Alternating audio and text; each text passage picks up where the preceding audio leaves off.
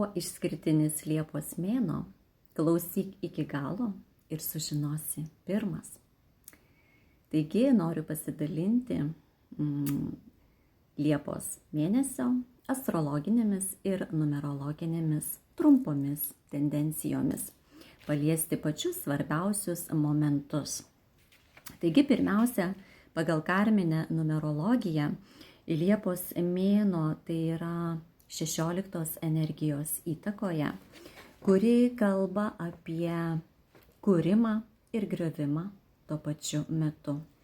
Tai vadinasi, palankiausias mėnuo yra pirkti namą, butą, pradėti statybas, remontus, vystyti verslą, siekti asmeninės ir dalykinės sėkmės, taip pat keliauti, kraustytis, atnaujinti santykius, be abejonės sportuoti, laikytis sveikos gyvensenos ir vengti priklausomybių.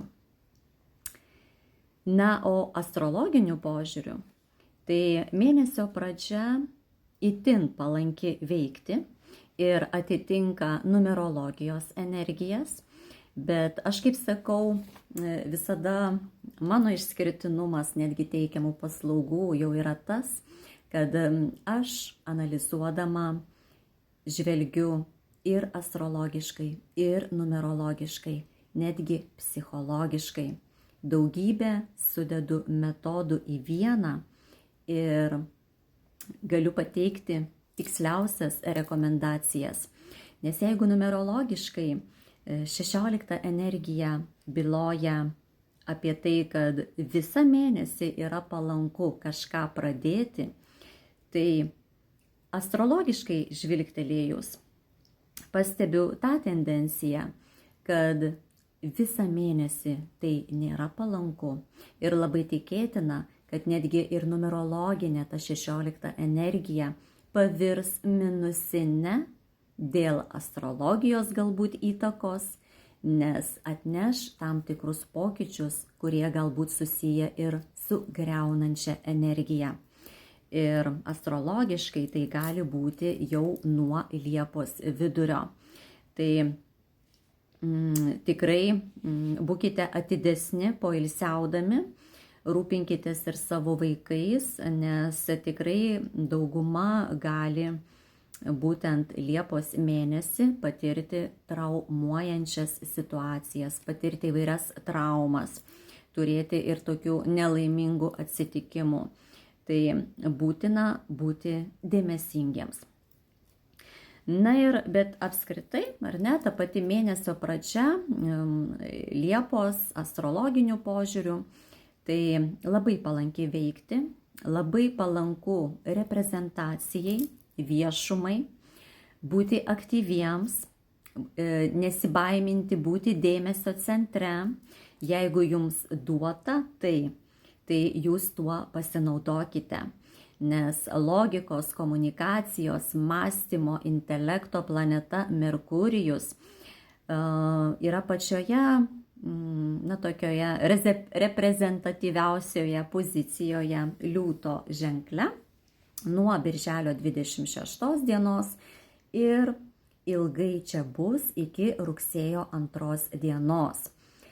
Tai iš tikrųjų bendravimas šiuo periodu aktyvės, gali būti aptariamos įvairios naujienos, šiek tiek dramatizuojamos šios naujienos, labai ryškės gebėjimai įtikinti, tai kas turi tokį talentą, tai tikrai bus akivaizdu. Apskritai dauguma bus atviresni, rodys savo tas stipriasias puses, pasitikėjimą savimi.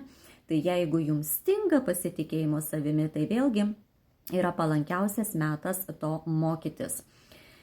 Ir tas toks aktyvus periodas truks iki iš tikrųjų Liepos 18 dienos, sakyčiau, imkite viską į savo rankas ir drąsiai elkitės, veikite, bendraukite, mąstykite, rodykite save. Nes nuo Liepos 18 dienos net iki rugpjūčio 11 dienos, taip, tai netgi rugpjūčio vidurys, Tai bus tas periodas, kada viskam sakysime stop ir laikas tarsi sustos. Tai bus tas periodas, kada Merkurijaus planeta judės atgalinę eigą ir pristabdys visus informacijos, komunikacijos, dokumentacijos procesus, prekybos procesus netgi. Tai iš tikrųjų reikės daugiau ilsėtis, mažiau veikti, jokių būdų vėl nepirkti, ar ne tos technikos susisiekimo, nei telefonų, nei automobilių, nei kompiuterių, nes tikrai bus tendencija, kad ges. Na ir visa tai, ką nuveiksite iki Liepos 18 dienos, tai iš tikrųjų bus paskui periodas visko korekcijai, visko peržiūrai. Taip pat Liepos 4 dieną pradžioje, jau taip ir šią savaitę, Liepos 4, tai Veneros planeta, meilės, finansų planeta pereis į dvynių ženklą, į silpnesnę poziciją nei yra šiuo metu Jaučio ženkle. Ir tai truks visą Liepos mėnesį iki Liepos 31 dienos. Tai palankus metas prekybai, pažintims, veiklai, tai bendravimui, komunikacijai taip pat. Aišku, turime omeny, kad labiausiai iki Liepos 18 dienos, kalbant ir apie Merkurijaus įtaką, meiliai nėra itin palankus metas, tai sakyčiau, kas santuokas planuoja, taip, tai sakyčiau, visa Liepa iš tikrųjų tam nėra palanki astrologiniu požiūriu. Taip, na ir apskritai rūpintis namais, šeima, žinoma, savo pasąmonę, savo emociniais reikalais. Pats palankiausias metas yra dabar, ir kol Jupiteris ir baltasis mėnulis Vėžio ženkle, ir Saulė Vėžio ženkle, tai iki Liepos 22 dienos. Tai aplankyti tėvynę, aplankyti tėvus, galbūt prisiminti savo protėvius, net ir kapus aplankyti, pagerbti. Tai irgi iš tikrųjų labai rekomenduoju, labai tinkamas tam metas. Ir būtent tol, kol Saulė pereis į Liūto ženklą.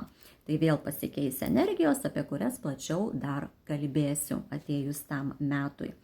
Na ir vienas svarbesnių virsmų astrologinių būtent šių metų Liepos mėnesį, tai yra Urano permainų netikėtumų planetos perėjimas, ingresija į kitą ženklą.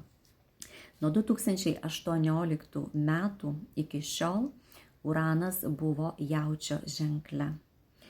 Ir jis pereis į dvynių ženklą. Tai bus stiprus atsinaujinimas, stiprios permainos, paliečiančios būtent dvynių ženklą ir dvynių ženklo sritis. Tai įvyks šių metų Liepos 7 dieną. Bet apie tai, ką tai reiškia man, jums, visai visuomeniai, pasauliui, aš pasidalinsiu jau kituose įrašuose. Ramaus, gražaus visiems vakaro.